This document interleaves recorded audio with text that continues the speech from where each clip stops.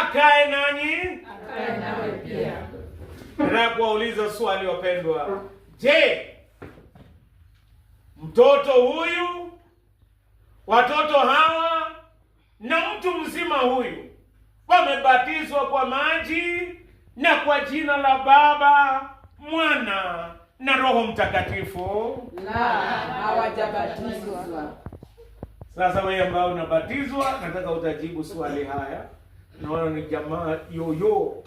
Je, umebatizwa kwa maji na kwa jina la Baba, Mwana na Roho Mtakatifu? Sema la, sijabatizwa. Rudia tena. La, sijabatizwa. Yohana Mbatizaji alitokea jangwani akihubiri kwamba watu watubu na kubatizwa ili Mungu awasamehe dhambi zao. Watu kutoka sehemu yote ya Yudea walimwendea.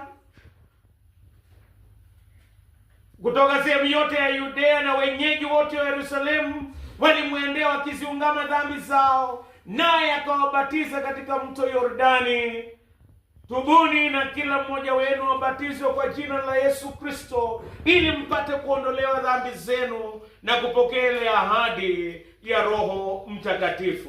Kwa hiyo tunapokuja katika ibada hii ya ubatizo, na tuzikiri na kuziungama dhambi zetu kwa unyenyekevu kwa Mungu mwenye nguvu zote. Na tuungame sote kwa pamoja. Mungu mwenye Nguvu zote, Muumba wa vitu vyote, ulituumba kwa